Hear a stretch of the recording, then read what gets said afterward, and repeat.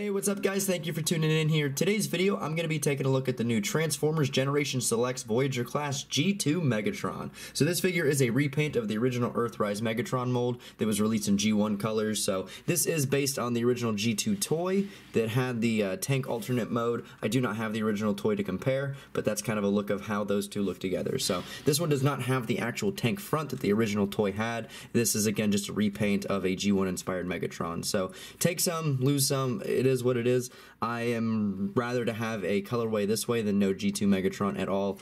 I'm gonna go ahead and get rid of this. This is really stupid. Don't really, you know, this is what it is. I'll get back to this later, but yeah, it looks dumb like that. So real quick, again, I do not have the Earthrise Megatron to compare him with, unfortunately, but here he is with the Siege Megatron mold.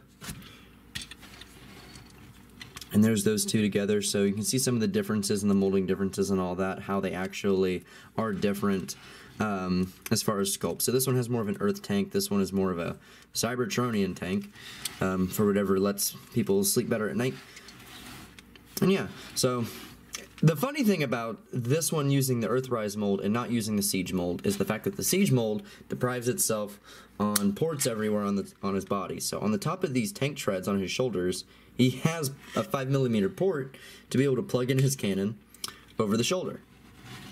Now, G2 Megatron's thing kind of is the over-the-shoulder cannon. So it's kind of funny that if you pop this off and go to put it up there,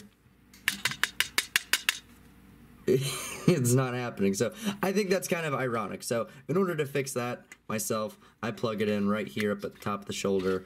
We'll get to more configurations later, but for right now, for a shoulder cannon, we're going to leave them like that. Another G2 Megatron inspired comparison I wanted to do was this Ultimate Battle Deluxe Megatron from like 2006, 2007.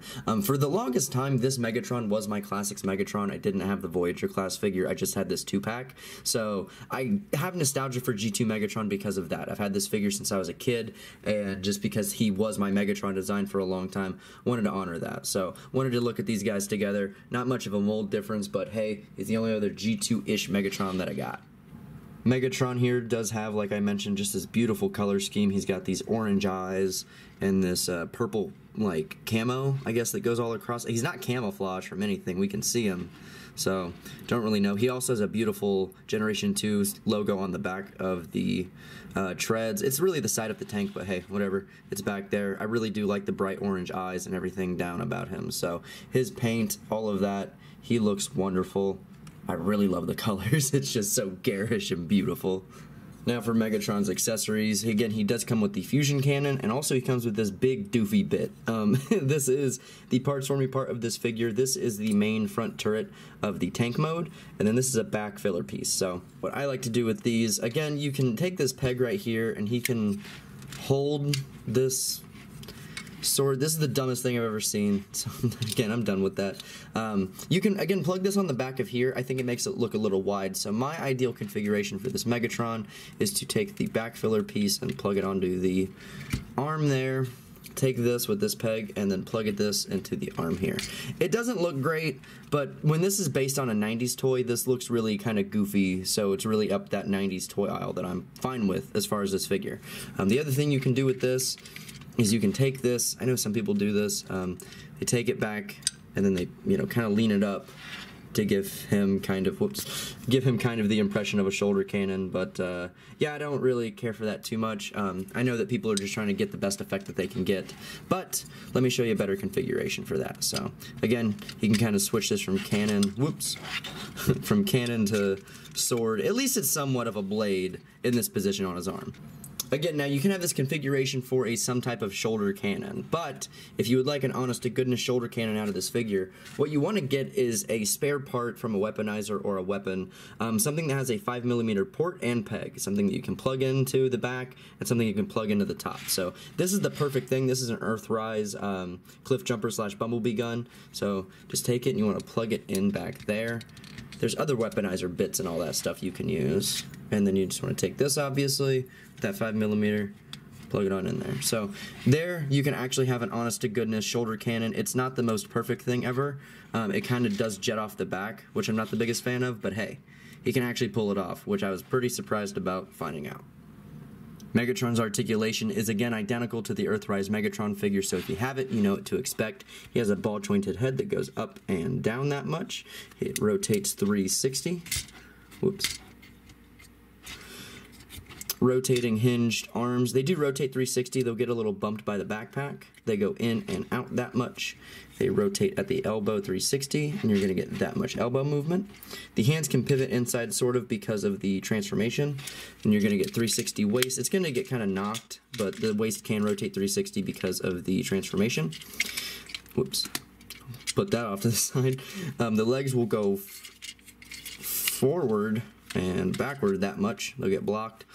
They'll go in and out that much. They're going to rotate 360 at the thigh. You're going to get that much knee bend. The ankles, they do have that weird pivot system on the inside, so you can get some ankle bend. And these ones are actually better than the Siege ones. They go in and out, actually, without just being stuck in a weird backward locked position. So this guy has some really nice articulation, and he can also, just with his blockiness, can pull off some really nice stiff, just, I don't know, just, I guess, imitation of the original toy that wasn't able to pose too well. Megatron's transformation, we're going to go ahead and get that started, pop off all these bits, and then let's go.